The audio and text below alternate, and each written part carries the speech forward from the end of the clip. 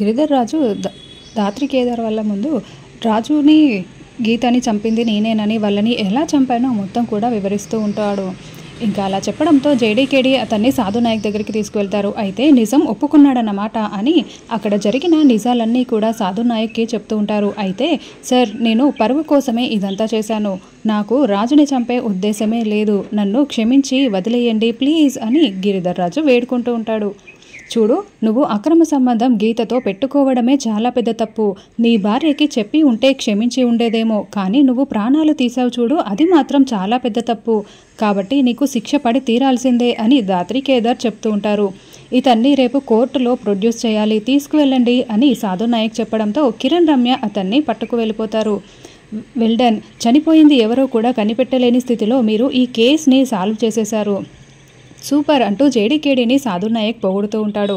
అసలు ఆ DNA reports ఇచ్చే రాజు వల్ల ఎంతమంది జీవితాలు ఎఫెక్ట్ అయ్యాయో ముందు ఆ డీటెయిల్స్ అందరికీ కూడా పంచండి, అందరినీ కూడా మళ్ళీ వేరొకసారి డిఎన్ఏ రిపోర్ట్స్ని చెక్ చేసుకోమని చెప్పండి అని, ఇదిగో ఈ డైరీ కూడా మీరు తీసుకువెళ్ళి ముందు ఇంట్లో ప్రాబ్లమ్ని సాల్వ్ చేసుకోండి అని సాధు నాయక్ ఇస్తూ ఉంటాడు.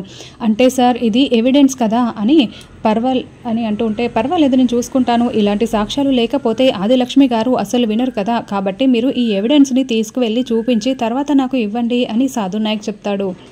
తర్వాత ఆదిలక్ష్మి కాఫీ తాగుతూ ఉంటే, ఏంటి వదిన గారు, మీకు మర్యాదలు బాగా జరుగుతున్నాయా అని వైజయంతి అడుగుతూ ఉంటుంది. అవును అని ఆదిలక్ష్మి అంటూ ఉంటుంది. అంటే మీరు ఈ ఇంట్లో మర్యాదల కోసమే ఉన్నారన్నమాట, ఇంకా మేము మీ మనవడు కాదు అని ఆశ్రమానికి పంపించడానికి ఉన్నారనుకున్నామే అని నిషి యువరాజ్ అంటూ ఉంటారు. వాళ్లకు సమయం ఇచ్చాను కదా అని ఆదిలక్ష్మి అంటూ ఉంటుంది. ఈ రోజుతో ఇచ్చిన సమయం పూర్తయిపోతుంది కదా, అయినా ఆ జగదాత్రికి గంట సమయం ఇస్తేనే దిమ్మిని బంధించేస్తుంది, మీరు ఇంకా ఎందుకు ఇలాగే సైలెంట్గా ఉన్నారు అని నిషి, వైజయంతి, యువరాజ్ ముగ్గురు కూడా ఆదిలక్ష్మిని రెచ్చగొట్టడంతో వెంటనే ఆదిలక్ష్మి, కౌశికి, బాబుని ఇస్తావా ఇవ్వవా, ఇప్పుడే నేను ఆశ్రమంలో వదిలేస్తాను, మీకు ఇచ్చిన గడువు పూర్తయిపోయింది అని అరుస్తూ ఉంటుంది.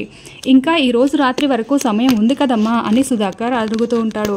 అత్తయ్య, నేను నా బావని ఇవ్వను అని కౌశికి మొండికేస్తూ ఉంటుంది. అమ్మ ఆగమ్మా అని సురేష్ కూడా అడ్డుపడుతూ ఉంటే, చూడు సురేష్, నేను మీ అమ్మగా నీ మంచి కోసమే చెప్తున్నాను, ఇప్పుడు కౌశికి ఈ బిడ్డ దూరం అయితేనే మీకు పుట్టిన బిడ్డ గురించి ఆలోచిస్తుంది, లేకపోతే ఇలాగే మాట్లాడుతూ ఉంటుంది, ముందు బాబుని ఇస్తావా ఇవ్వవా అని ఆదిలక్ష్మి ప్రెజర్ చేస్తూ బలవంతంగా అడుగుతూ ఉంటుంది. అత్తయ్య, వీడు మా బిడ్డే, ప్లీజ్ వదిలేయండి, మీకు అర్థం కావటం లేదు అని కౌశికి ఇద్దరూ తోసుకుంటూ ఉంటారు. ఆ తోపులాటలో ఆదిలక్ష్మి కింద పడిపోతుంది.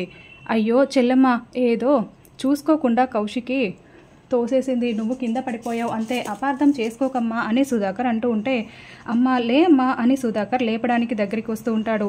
సారీ అత్తయ్య అని కౌశికి చెప్తూ ఉంటే, ఏం చేసినా కూడా నేనైతే వదలను, ముందు బాబుని ఇస్తావా ఇవ్వవా, ఇప్పుడే ఆశ్రమంలో చేర్పించి వస్తాను అని ఆదిలక్ష్మి బాబుని లాక్కొని బయటికి వస్తుంది. అబ్బా, ఇన్ని రోజులకి మనం అనుకున్నది జరిగిపోతుంది అని వైజయంతి చాలా సంతోషపడుతూ ఉంటుంది. యువరాజ్, నువ్వు అత్తయ్య వెనకాలే వెళ్ళి బాబుని ఆవిడ చేర్పించిన తర్వాత బాబుని తీసుకువచ్చేసే, ఇంటికి వచ్చిన తర్వాత బాబుని ఏం చేయాలో మనం ఆలోచిద్దాం అని నిషి చెప్తూ ఉంటుంది.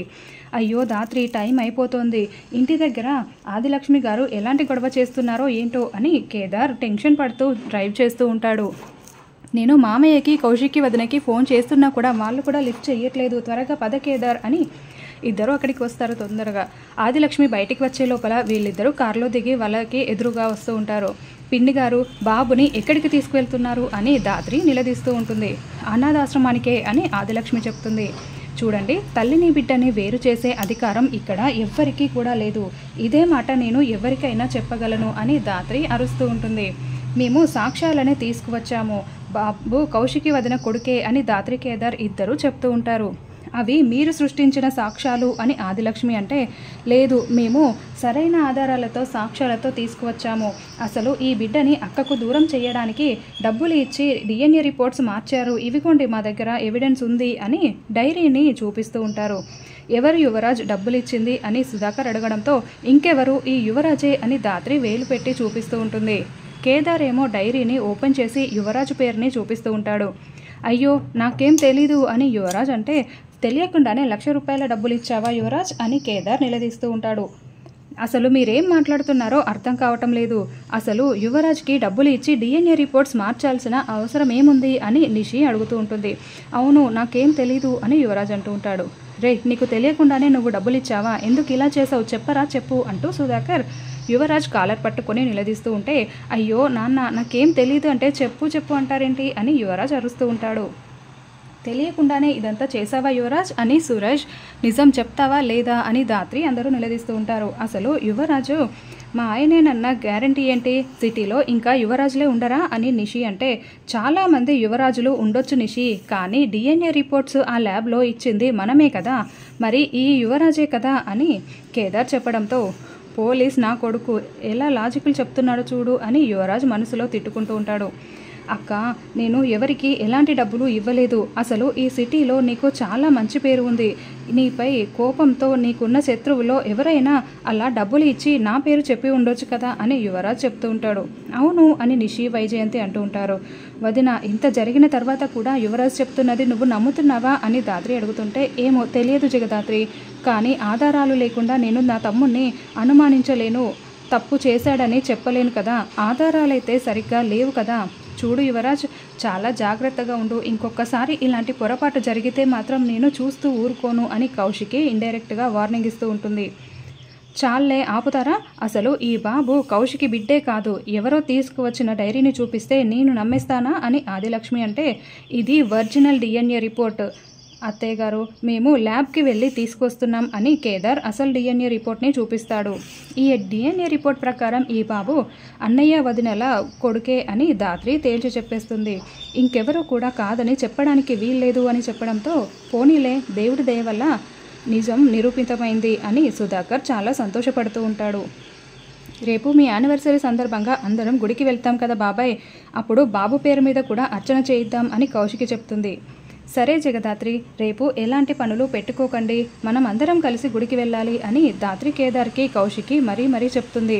అదేంటి వదిన, మన ఫ్యామిలీ మాత్రమే వెళ్ళేది, వాళ్ళు మన ఫ్యామిలీ కాదు అని నిషి అంటే, మనతో ఎలాంటి సంబంధం లేకుండానే మన కుటుంబానికి ఇంత సహాయం చేస్తున్నారా? వీళ్ళు ఇప్పుడు సహాయం ఏం చేశారో చూసావు కదమ్మా నిషి, ఇంకేమీ మాట్లాడకు అని సుధాకర్ అంటాడు.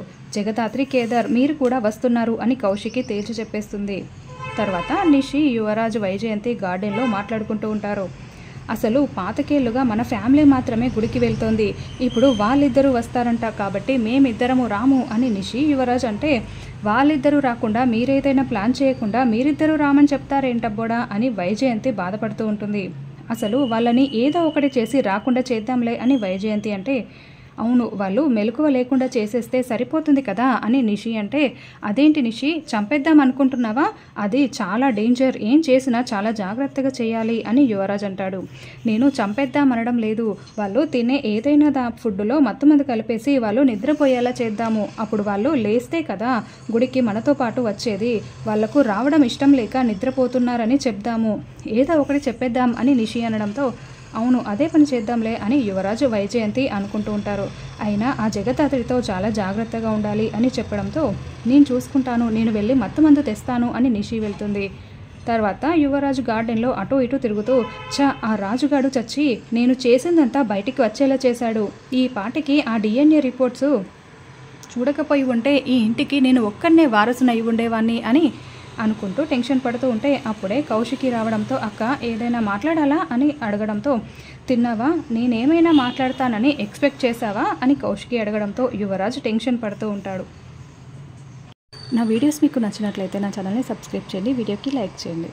Thank you for watching.